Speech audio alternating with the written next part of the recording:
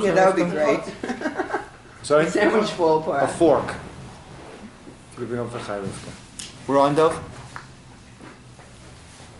Okay, great. So welcome everybody, and thanks for the bag.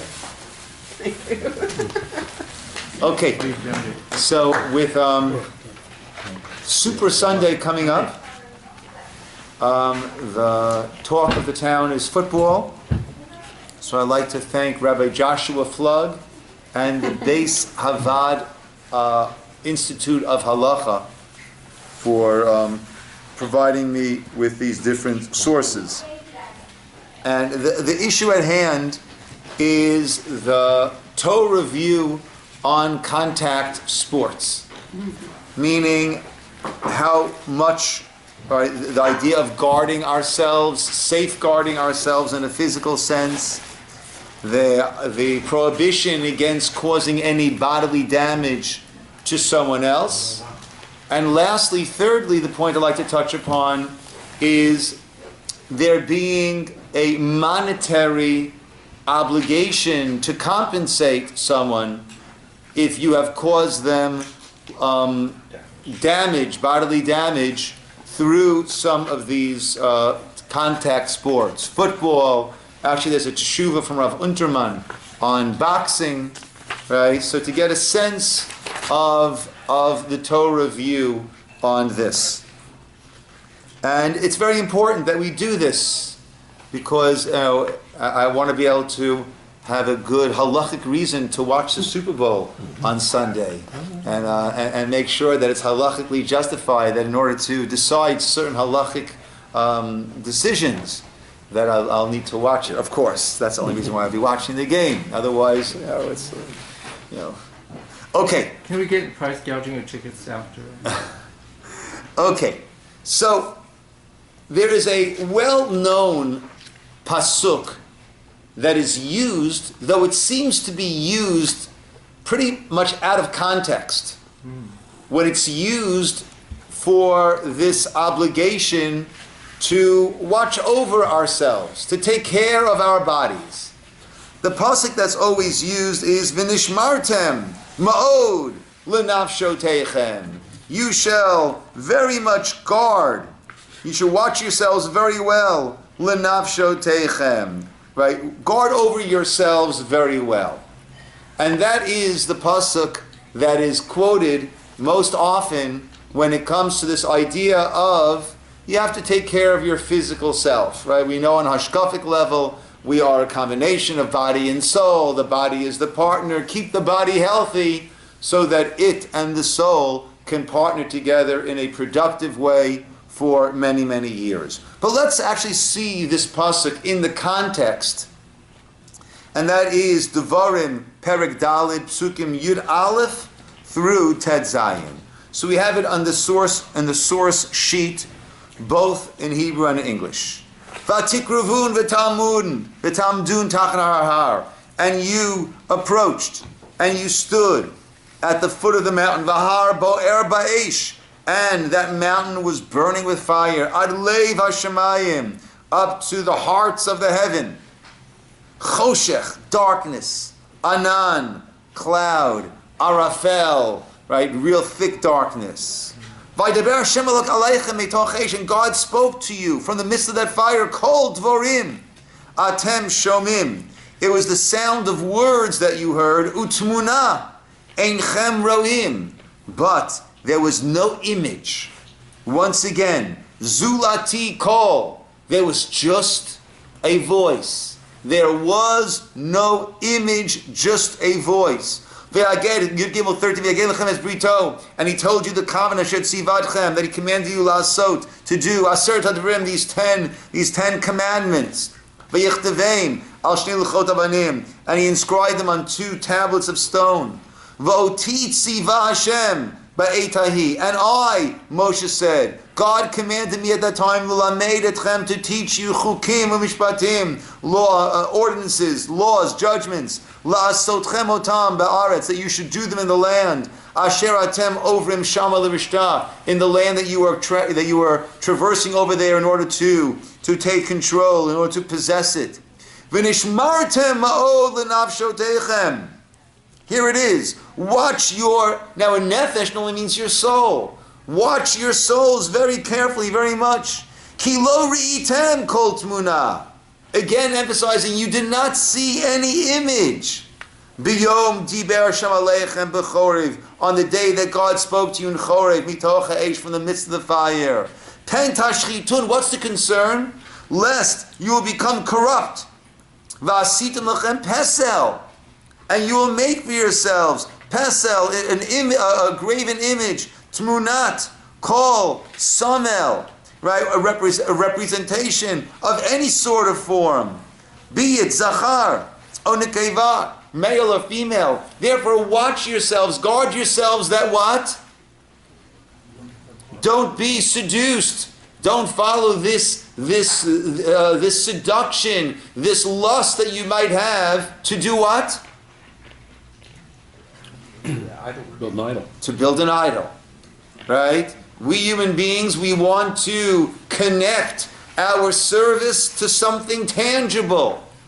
And that was the drive for idolatry. Therefore it's saying, guard your nefesh, guard your souls, and do not succumb to that temptation to create some sort of an idol. So it doesn't seem to be referring in any way to the way that we use it, which is, you must take care of your bodies, right? Guard yourself. Don't put yourself into a dangerous position. Don't set yourself up for injury. Exercise. Eat well. Take Geritol. I know I'm dating myself, right? But take care of yourself, right? V'nishmartem ma'od l'nafshotechem, right? It doesn't seem to be rooted in the source that we are quoting. Steve.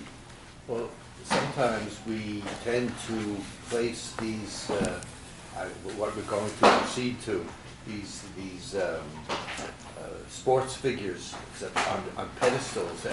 They become idols. And almost treat we them. idolize them. Okay. Yes, Janet. So, doesn't it say several places in Torah that the nefesh is in the blood? Yeah. And so, from that standpoint, since nefesh, at least a subcomponent of soul, is in the blood, we need to take care of the blood and therefore the body. But that's not what the pasuk is saying. I hear you. I agree with you in principle. But that's not what the pasuk is saying. Not this one, but this is the pasuk that's quoted. That's what I'm saying.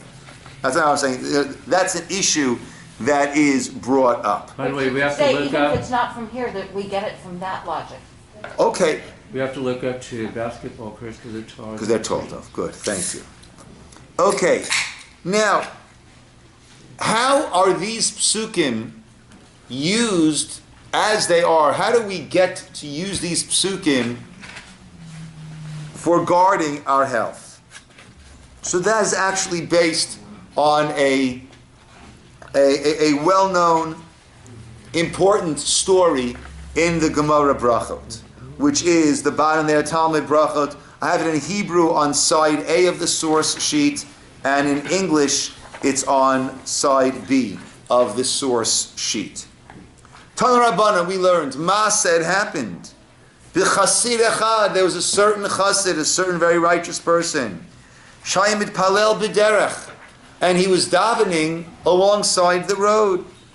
Ba sar echad, he was approached by a certain general, non-Jewish general, officer. V'natan lo shalom, and this officer greeted this Jewish fellow. V'lo hichse lo shalom, and this Jewish fellow who was in the middle of davening did not return the greeting. Himtin lo, this officer waited for him ad shesiyin tfilato, until he had completed his tefillah, his davening. La'achar shesiyin tfilato, after he had completed his davening, amalo, he said to him, Reika, empty one, fool. V'alo ketiv v'toratchem, isn't it written in your Torah? Rak hishamer lecha shmor nafshecha, you should guard yourself and guard your soul. Uchtiv, and it's written, v'nishmartem ba'ol nafshotechem, and it's written that you must guard. That was a pretty smart... Yes, you must guard your nefesh. And therefore he continued, this general continued, officer, when I extended my greeting to you, lama lo chsarta li shalom, Why didn't you respond? If I were to cut off your head with my sword,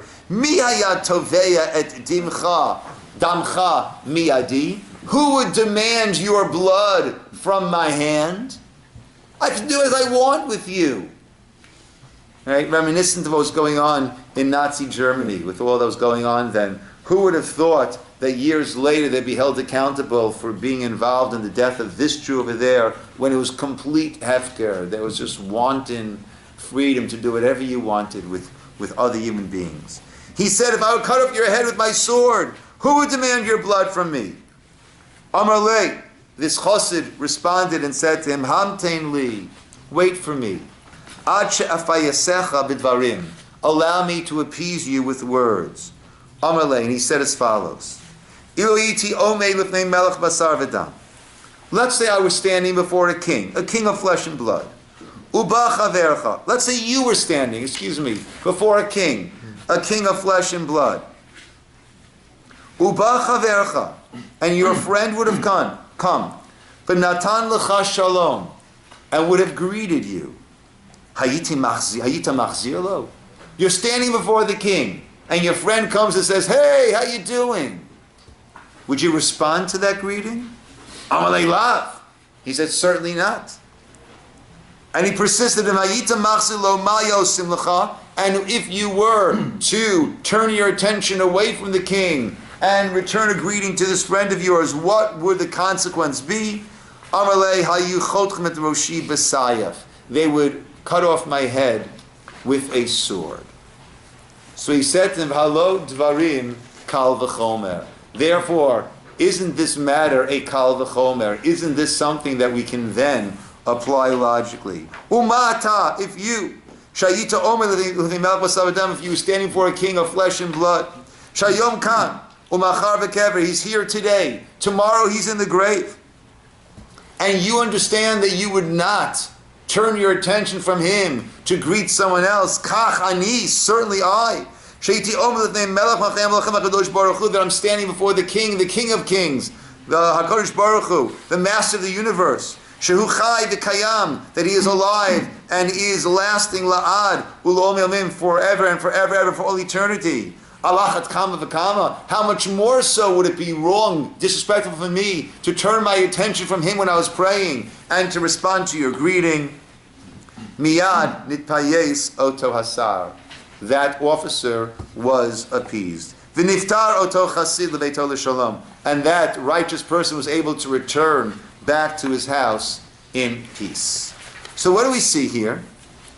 We see that the Braita, this story, the Roman officer quotes that pasuk as a source for stay alive, right? Take care of yourself. You should stay alive. Now, the Minchas Chinuch writes he doesn't understand how these verses became the sources for the prohibition against self-endangerment. Because as we said, we saw from the context, it's not talking about physical safety, it's talking about spiritual safety.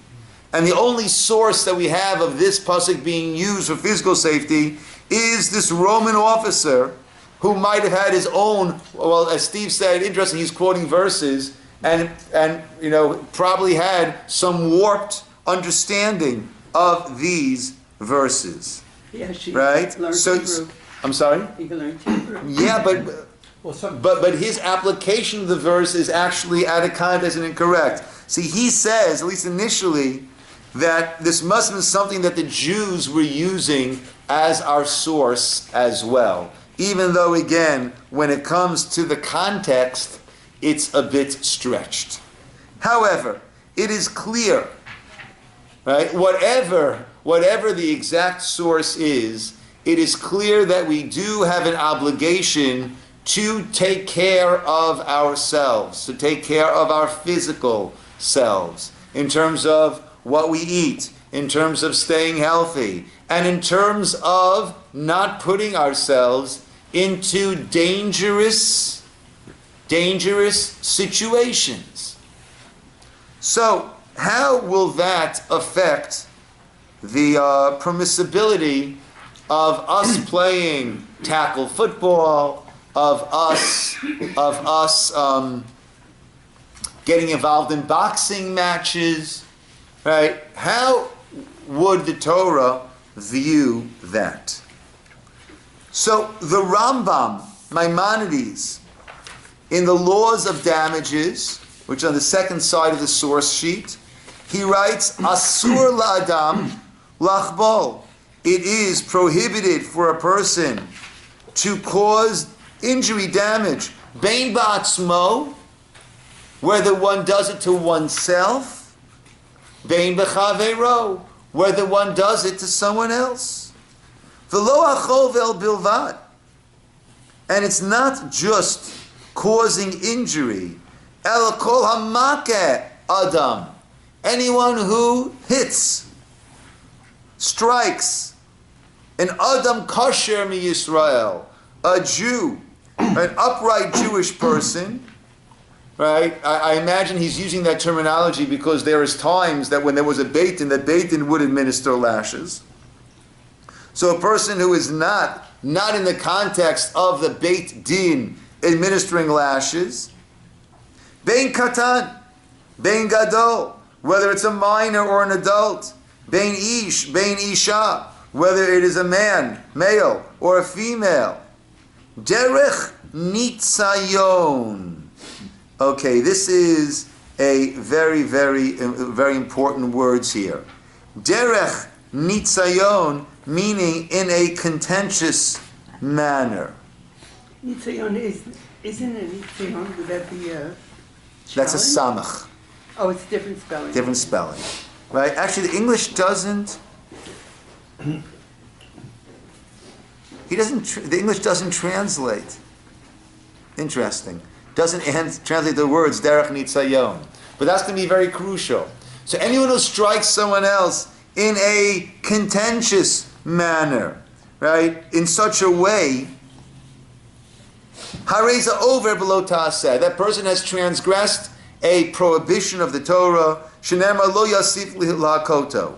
There it's talking about the person who is administering the lashes on behalf of the Beit Din, that it can't be, and one for good luck, as we used to say as kids, right? Right? It's got to be the exact amount, right, that the person is supposed to receive, and lo yosif, he cannot add on at all.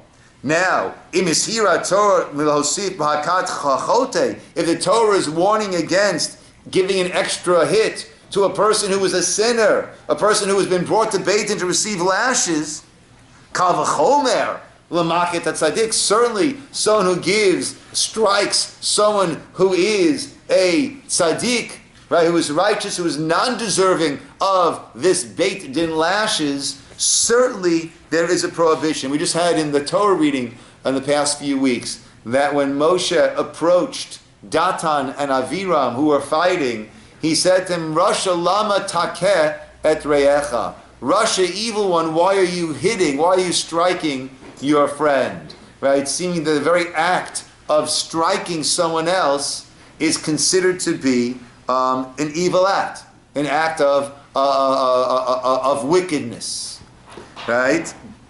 Now, Rashi elsewhere writes that this striking that we're talking about is not limited to causing external bleeding, but a strike, a hit that will cause bruising, which of course we understand is bursting of capillaries and internal bleeding, right? So whether there is external or internal bleeding as a result, there is this prohibition against striking anyone. Ever. Yes? If Hashem is orchestrating our life, and a righteous person gets a flogging, isn't Hashem sanctioning that? Very well, yes. But that's not a reason for me, right? Right? If God wants this righteous person to undergo whatever that is, let God take care of that. It's not for me to wrongly step forward and clock the guy in the face and say, well, God must have wanted it to happen, otherwise I would have missed, right? Yeah, there's a certain degree of truth there, right? But I will be held responsible for my using my free will, right? When God hasn't given me a prophecy to act in such a way, right? Ramban has a long piece about this when he's discussing the Egyptians being held responsible for the enslavement when it had already been predicted, right? So granted, God is the master orchestrator of all that takes place, and any pain that I go through I was meant to go through that, but the person who used their free will to cause me that pain will have to deal with God about their choice. Right? Today someone said something to me that was extremely hurtful. Okay. So it's sort of like flogging. Okay. All right. Is it So you should realize that amount of pain that you were caused, for whatever reason, you needed to be caused that pain. That person who chose to cause you that pain used their free will in a less than admirable manner, and that is that'll be their accounting between them and God. Okay. Let's come back over here. So these words, derech nitzayon, are very, very crucial in the Rambam. If I cause someone pain in a contentious way, right? I mean, I meant to cause this person damage or pain. Rav Moshe Feinstein in a tshuva about cosmetic surgery, right? So he says that there you're cutting that person, you're drawing blood, doing all these things, but there it's not to cause pain. And therefore, that would not be a reason why a religious person cannot become a cosmetic surgeon, in that he is drawing blood, right, when it's not to heal that person in any way, or in a physical sense, right, for that person, right? But if someone is wounding himself or someone else, actually the question was also about, can a person go for cosmetic surgery? Is that considered wounding themselves, right? So you said that, no, wounding yourself because you're angry, or a person wants to feel pain, right? When I was teaching in high school, before I moved out here, so there was, I don't know if it's still the phenomenon that it was then, but cutting was a crazy, not crazy, a very tragic phenomenon, that the teenagers often would feel better if they were, I guess, whatever the psychology is behind it, in cutting and causing themselves pain. So Rav Moshe's tshuva was that one could go for this cosmetic surgery if wounding themselves because of anger or pain, want to feel pain, that is prohibited. But if it's not derech nitzayon, as the Rambam wrote, then it would be permitted. Now, let's say I want to play a game of football, right? And we're playing a game of tackle football. Now, right, you've got to take the guy down, right? And he's running at a good pace, and you're running at a good pace, and there are going to be some, not professional level high-speed collisions, hopefully, but there are going to, right? You're going to get, you and he and the others, chances are, will be fairly well bruised, right, through this game. So Rav Unterman, I don't have it in English, I apologize, but Rav Unterman, so Rav Unterman was a Rav in Lithuania, and then was a Rav in Liverpool, and then in 1946 became the chief rabbi of Tel Aviv for about 20 years, and then I believe in the 1960s, I think maybe 1966, he became the chief rabbi of Israel, which he served at, I believe, until 1976. So Rav Unterman writes as follows. This was in regard to boxing. Uvechovel ba'atzmo da'asur, and causing damage to oneself, which is prohibited. When one's intention is to cause oneself pain. If a person wants to do a certain act, be involved in a certain activity, hamevia mimela chavalot begufo, which will bring bruises onto his body, ein bekach isur. There is no prohibition. Thank you. V'zeh lashon tosefta. This was the lashon tosefta. Kashem shechayev al niskei chavero. The same way a person is chayev, obligated for damage caused to his friends, so too he's obligated on niskei atzmo, damages caused to himself. Zeh davshi yitzhahara. That's the way. Also, right, first we'll say to yourself, right, the yitzhahara, the evil inclination, brings us from step to step, stage to stage. Umuchach dekai hechesh chavel ba'atzmo k'dei la'asot noach nachad ruach liyotzo ulashkit et chamato. Right? So that is where a person thinks that by this self-flagellation he's going to bring honor to God, right, and appease God, which is not our approach. But when it's coming by means of a competition, between oneself and one's friend, it seems to me, he says, there is no prohibition. Right? And in these competitions, again, he's talking about boxing, which to me, boxing is a lot more flagrant, right, than football. But he's talking about boxing. He says, in a matter of this competition, it's possible to say, it's not a definite thing that someone is going to get hurt. It's possible there won't be any bodily damage.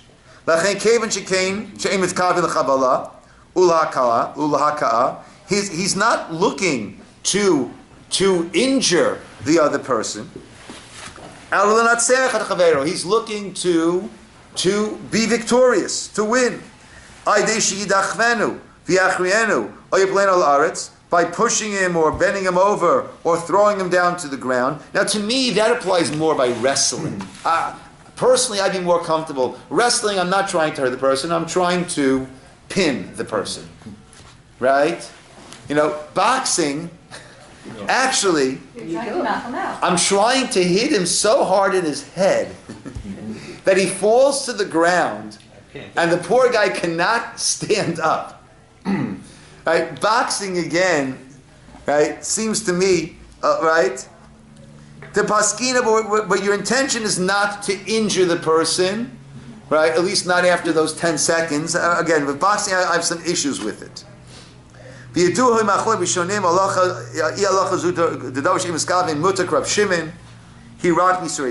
Okay, so that's his approach to boxing. Again, personally, maybe boxing then, was a little bit different. Though it is interesting, even boxing today, right? After a good, hard-fought match, right?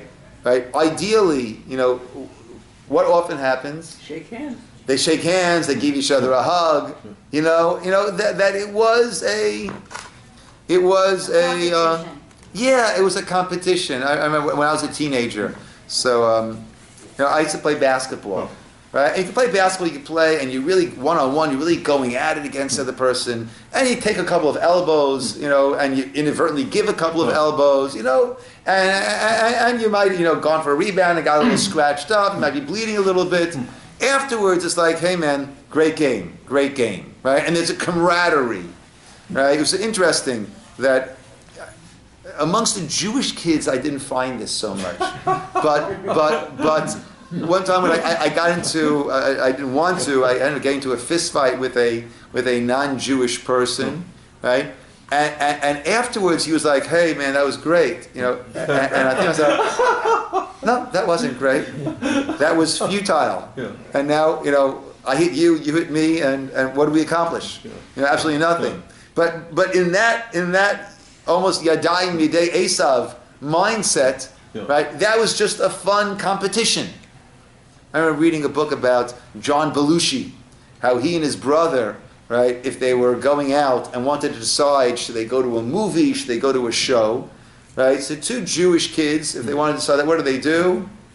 Heads or tails? even odds, right? You know, if we're really macho, maybe we'll arm wrestle, right? They used to slug it out, right? You know, it's a very different mindset, right? And right, again, I'm more comfortable applying this to a wrestling match, and certainly applying this to a football game.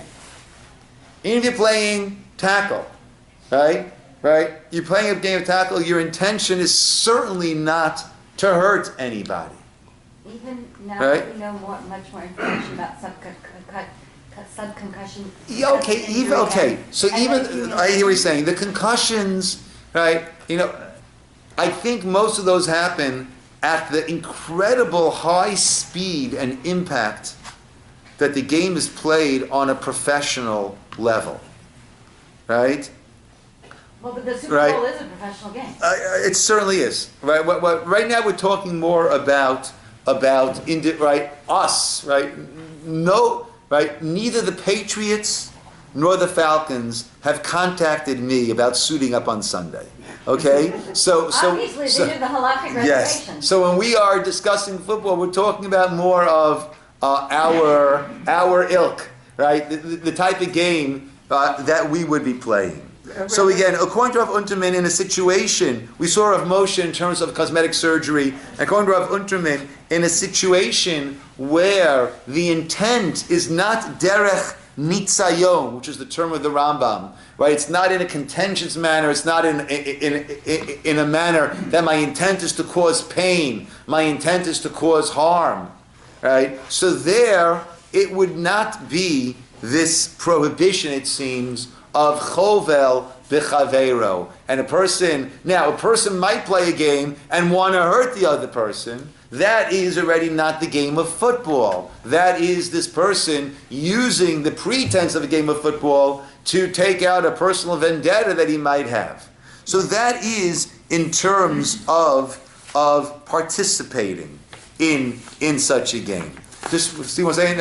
I'll take Steve's question. And then the last point I want to touch upon is if you do hurt somebody in this context, or someone does get hurt, right, from a halachic sense, from a halachic viewpoint, is there financial responsibility that you have? If I cause someone damage, then one of the damage payments that need to be paid, or one of the payments that need to be paid, is to restore that person's health, is to pay the medical bills. So in such a situation, is one obligated to monetarily compensate?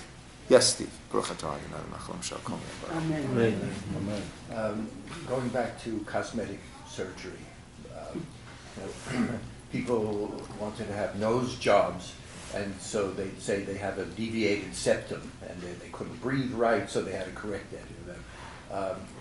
But to take it to a further extreme, sometimes people have this very poor self-image, and nothing about their body is good, and they have to keep going to doctors and doctors to alter themselves. Wouldn't that be usher? At some Look. There is really a wide range of it. Yes, sometimes a person has a physical deformity, right? And the cosmetic surgery is there just to give them an ability to walk around the street and not feel very self-conscious and not be gaped at, right, by others, right? Sometimes people have a very low self-esteem, right, or there's a certain, we wouldn't say it's a deformity, but right, emotionally it's important for them. And then sometimes it can get crazy, and a person can have surgery after surgery after surgery, right? There is certainly that broad spectrum. Okay, let's see what the Shulchan Aruch, what the Code of Jewish Law has to say about this. Okay, in Shulchan Aruch, Choshen Mishpat. So there are 4 parts of the Code of Jewish Law. There is Orach Chaim, the way of life, which deals with the day-to-day halachot, right? Davening, Shema, davening, blessings, tefillin, tzitzit, Shabbos, holidays.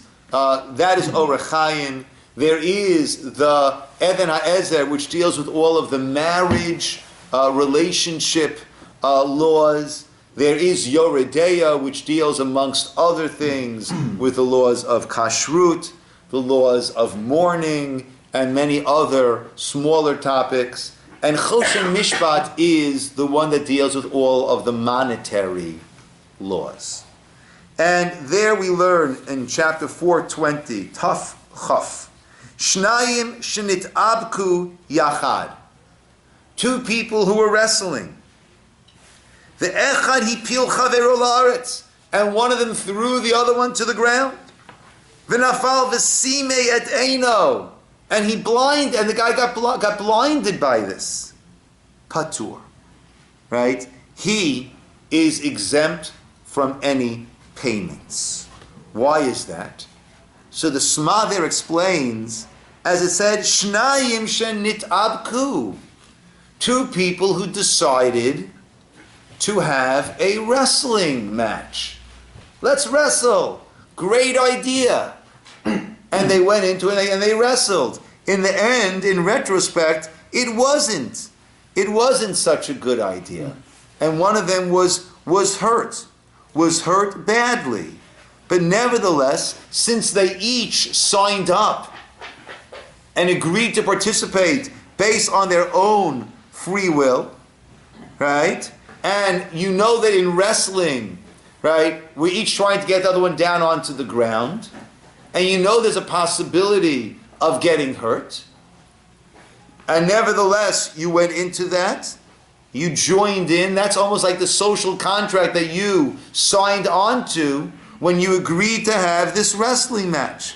And therefore you are exempting him from damage, and you are being exempted by him from any damage that you do to him. Now this only applies, of course, if one followed the rules of the game, right? If there was fair play, right? Now, if the rules were broken, that's not what either one signed up for, and any damage caused by that, one will be halachically responsible to pay for it. What if the one who was injured was the one who broke the rules, the other was scrupulously following, but because of the new positioning of the one who was injured or whatever, I'm following the rules. I am wrestling honorably. Right. And so you get hurt, I'm not responsible. Whether or not you were trying to break the laws. Make sure. Yes. Now, the Ramah speaks about, Ha'omer l'chaver, one says to his friend, Kra et kasuti. This I have both in Hebrew and English, the last of the sources. Tear my garment. Shabar et kadi. Break this jug. Amanat shata patur. On the condition that you won't be responsible for it. You will not be liable for that. Hareze patur. Right? Then I am not liable. The Ramah says, Afilu lo menat liftor beferish. Even if I didn't say explicitly, do it and you will not be held responsible. Ela sha'amala dvarim shemashma'o kach. But I said things that made it clear that that was my intention. And again, similar to here, if we're going into this, we're going into a wrestling match, we're going into a game of tackle football, we understand that you're going to grab me and put me down onto the ground, or do your best too. And I'm going to do the same thing to you. That is what we agreed to do. And therefore, as long as the normal rules and parameters are being adhered to, then a person will not be responsible if damage ends up being caused. Interesting, there was a custom at weddings, the Ramah writes elsewhere, for young men to ride on horseback towards the chatan. Right? You know, now at our weddings, someone takes a jacket, we go, ooh, like this, right? That was a little bit more real. Okay? They would ride on horseback towards the chatan, and sometimes they would push one another, right? Not maliciously, but in as part of the festivities, celebration. Right? So if one rider would fall from his horse and be damaged, right, he cannot claim compensation from the one who gave him a push. Again, as long as it was being done within the parameters that it's normally done, right? The same idea, right? If I'm getting onto a horse and joining the fray, I am agreeing to the normal parameters of this activity. And that is riding on a horse, getting pushed, and taking the chance that I might cause damage to others, others might cause damage to me, and that is what I signed up for. But, as we said, there must be that one is staying within the parameters, and one's intention is not to do damage. Meaning, if it's going to be, what they call a personal foul, right? When it's clearly a flagrant violation of the rules, and that was not, right? That was not a proper tackle, right? That was a dangerous tackle that one is not allowed to do, and they have been ramping up the rules considerably about helmet to helmet hits and all these things because of their recognition of the concussions and the long-lasting damage that does, right? So then, right, so if a person would do a wrong, right, an illegal, right, one that causes damage, so then that would not fit into this, and there the person would be halachically liable, according to Torah law, he would be halachically liable for the damage that was caused. Okay? And therefore, again, when we're playing, right, games which might lead towards some physical contact, right? If we're signing up for it, then that's what we signed up for, and there's nothing wrong with playing those games, right? Again, boxing, I would see more of an issue where real boxing, where my intent is to, knock his lights out for a little while. Yeah, to me that's a little different. But certainly a wrestling match, right? Football game, even tackle football game, right? Look, you play a good rugged game of basketball. You play New York ball like I used to play, right? It gets physical. It gets physical there, and you get some bruises and you give some bruises. That's not what you're looking to do, but that's what happens as part of the game, right? So that is, it would seem, according to the Rambam's Derech Nitzayon, according to the source we've seen, that would be allowed. And on the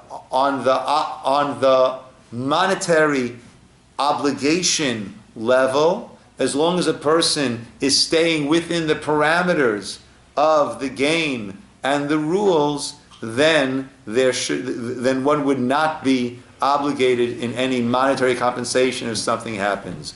Which, like I said before, which is why I plan to watch at least part of the Super Bowl, so I can make a halachic determination if those hits were proper hits, and thereby not ones that will obligate them in any financial responsibility, or I might have to penalize some of these tackles, and they'll hear from me. They'll hear. They'll get billed from Beth Jacob towards our dinner. Yes. Well, we all get that. You going to publish this? We'll see. We'll see. Depends how egregious it might be. Yes, Steve. I would imagine maybe the JCC. Yeah, when people sign up to play intramural basketball, maybe they have some kind of waiver that the people have to sign about releasing them of. I'm sure they do. From a halachic viewpoint, I don't know if they would need to. Right, from an American legal viewpoint, that even if they might win in court, they don't want to have to go to court, because you lose when you go to court for all the costs of the court. Right? Yeah, I know whenever my children, go on almost any of these places, there's quite a long waiver that you sign. These jump places, right, which are notorious for bones breaking, injuries. there's quite extensive waivers, right? But from a halachic point of view, it's which I think to me is a lot more logical than our society, which is so into litigation, right? If you're going there, right, then to me that you've signed on for that, and you're recognizing there are risks, and you're saying, I could be home on my couch on this Sunday afternoon, but I decided to spend money to jump on this trampoline, on this whole room of trampolines. I understand that it's a little bit more dangerous. Sometimes the trampoline was not properly maintained. Yeah. Okay. There are reasons. There's a chance of an airplane crashing. That doesn't mean Granted. that Granted. You say, well, that's a risk you took when you got on the airplane. They're not responsible. Because everybody knows that the airplane can crash. So Yes. they are responsible. Well, to me, if they look, the understanding when I went to the trampoline place was that they have maintained it properly. Right, but If they haven't, then I didn't sign up for that. But right? if you sign the release, even if they didn't maintain it properly, Uh-huh. you have problems. So that's a problem, and you have to decide if you want to go or not. Yes, Janet. I was just going to talk about that. When you want to be informed of all these risks. Maybe some that because you're not so familiar, don't have expertise, Yeah. you didn't know. So that's good for the waiver. But there's also a presumption that they did everything possible. They chose the safest Correct. model. I know the safest. And that According to they have met they're not the safest. Whatever the standards are, that they are meeting those standards. I don't think the presumption is that they've done And the sometimes safest possible. They've met standards. I think that's a presumption. The case is not even Yeah. just not maintaining, but sometimes they haven't done. Granted, yes, that's already a whole different story. Okay, my friends, we'll call it over here, and those who had the bread, please do bench together. Thank you very much.